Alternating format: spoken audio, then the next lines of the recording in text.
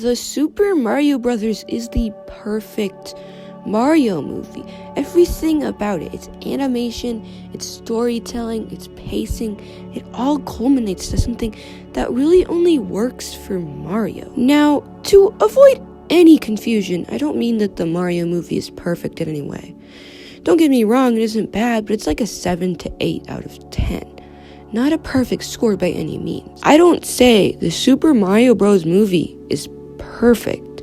I say it's a perfect Mario movie because it is. When you're playing a Mario game, do you expect a nuanced story giving Mario a deep personality that not only plays off other well-developed characters, but connects to poignant themes that echo off the franchise? No, you expect fun. And the Mario games are always fun. Even if the graphics aren't crazy, the games have always been fun. And the movie is thus fun. Credits to Nintendo and Illumination. They made a genuinely fun and entertaining movie. Also, the animation. Oh boy, the animation. They pulled out all the stops. It looks cinematic. The lighting on the Bowser on the opening scene. It just pervades the entire 90-minute movie and gives it a beautiful, welcoming, or intimidating, open, expansive world vibe I just don't find in any other movie. It's the background. You can always see these little intricate designs. It kind of reminds me of Spider-Verse, but like worse, I guess. And I'm just always so flabbergasted by the amazing attention to detail that paints this movie. The Mushroom Kingdom feels so expansive. Where DK lives, I don't remember, it just looks cool. And the city is a giant gray boring box filled with lifeless buildings. Because Illumination exists.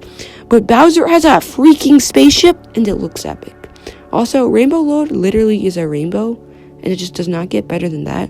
So, that just means the movie is fun. Well, yes, but actually, no.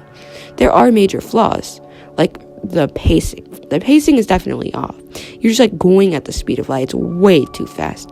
And I don't know, there's a scene between Mario and DK. I'm not going to elaborate, but it's, almost emotional, and then they're like, Booh! Something happens, I'm not going to say what, and then basically, that's the end. There's the end. Wow. As I'm saying, though, it's a movie about a plumber who goes to a magical kingdom to fight a talking turtle. It's not taking itself seriously. Another thing I see is that it's hollow and soulless, but at the same time, that's just not true.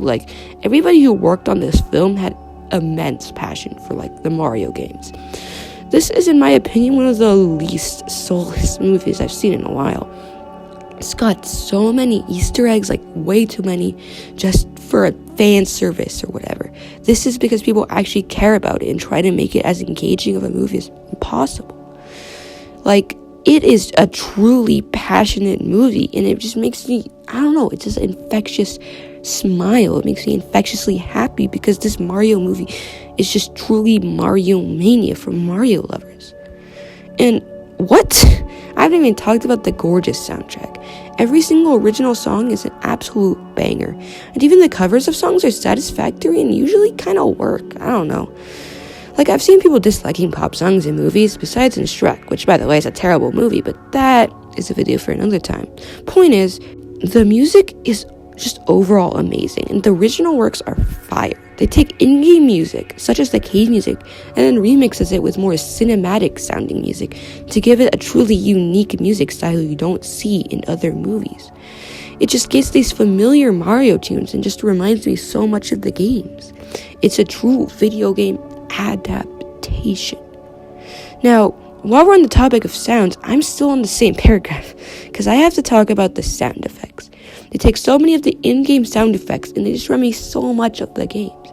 They take the coin sound effect, the mushroom sound effects. It's just really good, for lack of a better word. And now, on the topic of sound, the voice acting is actually pretty good. I know we were all collectively groaning when we saw Chris Pratt, but I think it kind of works, and it's definitely serviceable. And whoever plays Toad is also good. Jack Black as Bowser was excellent, and everybody else does okay to great jobs in the voice acting department. Well, I've seen people say that Cranky Kong sounds weird. He sounds fine to me, at least. Now, the characters that these people play do give them minor issues. Basically anybody who interacts with Princess Peach is a little, like, weird, I guess. Like, it sounds a little weird how they, like, Mario and Princess Peach or Toad and Princess Peach interact. Because you don't have, like, a very deep or personal relationship, really. She's just like, Mario, if you pass my tests, you can come with me. And he almost passes, and she's like, yeah, good job. Which is fine. It's just a little weird. Not a huge deal. And honestly, Luigi is kind of not in the movie that much. But that kind of works, I guess. Like, he is saving Luigi. I don't know. And when he is in the movie, he's really funny. And honestly, it's probably one of the best parts of the movie. Also, the Lumily little gloomy little funny little thing is really funny. And it's just a good time. I don't know how many times I'm going to repeat that, but yes. Now, for the big guns, the plot. Is the 56% Rotten Tomatoes critic deserved? Yeah, probably. The score is, like, kind of deserved. They talk so much about the plot and how the story is really weird. And I kind of got to agree. Like, honestly, I like the story. It's just that if I'm actually looking at it, basically what happens is we must go to the Kong Kingdom to get help. Oh my god, we got help. We must go to the Mushroom Kingdom now with our help. Oh no, they get captured. She must marry Bowser. Then Bowser basically pulls out a nuclear weapon when she refuses. And then tries to bomb Mushroom Kingdom. But then Mario takes the bonsai bill and scratches it in the eye.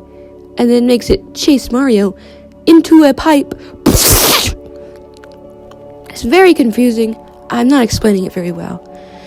And then bam, they're in the real world. And then this is where they kind of wrap up his character arc, Mario's character arc, and the movie ends, basically. One thing I do like is at the very end, you think they're still in Brooklyn. Mario and Luigi wake up, it looks really regular.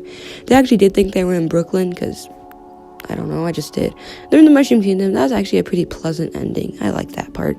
I don't know, many people have not mentioned that, but that's a really sweet ending. Anyway, it does feel a little directionless, like, I don't know, directionless, that's what directionless means, and it's just kind of a fetch quest, kind of, but whatever, it works, because I've been seeing so many reviews on this movie, calling it good, calling it mid, calling it bad, but in my subjective opinion, which is not trying to come across as fact, like, it's just a fun time. Like, everything in this movie is fun. The beautiful animation, sounds, and mostly funny comedic moments just work with the fast pacing because it's just a blast. It's a blast. You never have a break, but it just leaves a smile on your face. Trying to critique the Mario movie is like trying to watch a YouTube video and critiquing it for, like, the storytelling or just calling me wrong. So I don't know, just go watch the Mario movie. I think it's really fun, and it really gives you a run for your money. Yes, this was literally a rant with a script that didn't structure and has a trillion spelling errors. Have a great day, and if you want to see how Shrek is a terrible movie, watch this video next.